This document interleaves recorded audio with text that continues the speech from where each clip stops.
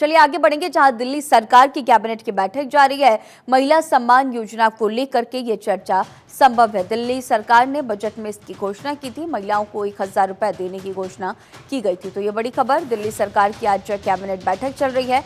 महिला सम्मान योजना को लेकर के चर्चा संभव है।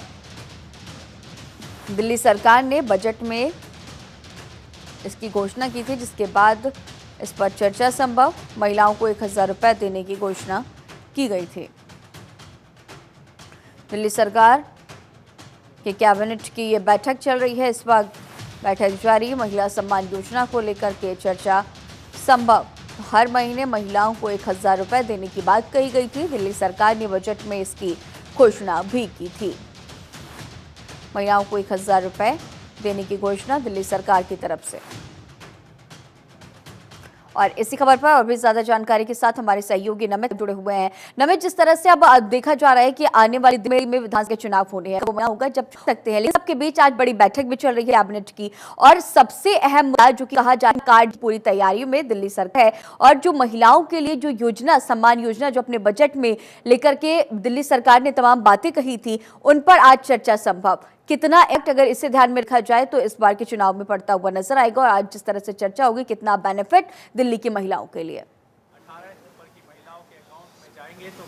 देखिए, बिल्कुल निश्चित तौर पर दिल्ली के अंदर मुख्यमंत्री महिला सम्मान योजना को लागू करने को लेकर आज कैबिनेट की बैठक सुबह 10 बजे से चल रही है, जिसमें खुद दिल्ली की मुख्यमंत्री आतिशी मौजूद हैं। इसके अलावा दिल्ली कैबिनेट के सभी सदस्य उसमें मौजूद हैं। आपको याद होगा, इसी साल की शुरुआत में जब दिल्ली सरकार की तरफ से बजट पेश किया गया था, उस बजट के अंदर मुख्यमंत्री महिला सम्मान योजना के तहत 18 साल से ऊपर की सभी महिलाओं को दिल्ली के अंदर 1000 रुपए देने की जो बात थी, जो ऐलान था, वो बजट में किया गया था। इसके साथ साथ सरकार की तरफ से 2000 करोड़ रुपए जो थे वो इस योजना के लिए अलॉट किए गए थे। हालांकि अभी इससे पहले जो कैबिनेट की बैठक हुई थी, वहां पर वित्त विभाग की तरफ से इस योजना को लेकर आपत्ति दायर की गई थी, और एक आंकड़ों के मुताबिक वित्त विभाग की तरफ से बताया गया था कि दिल्ली के अंदर तकरीबन 67 लाख महिलाएं हैं, और इस योजना के तहत तकरीबन 38 से 40 लाख महिलाओं को लाभ देने का जो प्रावधान है वो इस योजना के तहत रखा गया है, जिसको लेकर वित्त विभाग के अंदर, जो वित्त विभाग के आंकड़ों के मुताबिक वित्त विभाग के ऊपर तकरीबन 4500 करोड़ का जो आर्थिक बोझ है वो जो है सरकार के ऊपर पड़ेगा। इस वजह से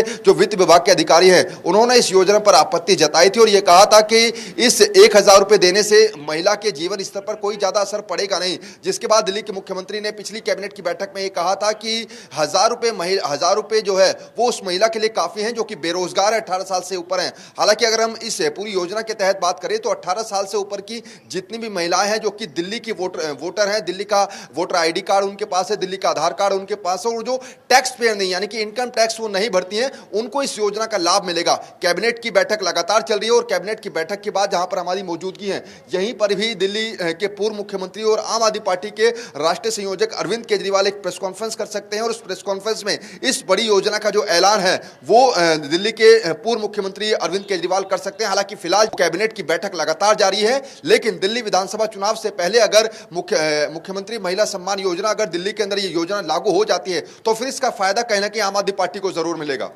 जिस तरह से नमित आपने तमाम बातों का जिक्र किया, और अच्छी वक्त बाद प्रेस कॉन्फ्रेंस की, हम देखते हैं भी अलग अलग राज्यों में विधानसभा के चुनाव आते हैं तो जनता को लुभाने के लिए, खास तौर पर महिलाओं को लुभाने के लिए, क्योंकि ये जो आधी आबादी है वो बड़ी भूमिका अदा करती है किसी भी चुनाव में, किसी भी सरकार को बनाने के लिए। तो अब अगर ये जो योजना है वो अगर लेके आती है सरकार, तो बड़ा बेनिफिट तो होगा ही सरकार के लिए। और ये महिला कार्ड, अगर आंकड़ों की बात करें तो दिल्ली में कितनी आबादी महिलाओं की, और इसका कितना ज्यादा बेनिफिट आम आदमी पार्टी को पड़ता हुआ नजर आएगा अगर ये योजना सरकार लेकर के आती है, और इसका फायदा जब महिलाओं को पहुंचेगा तो।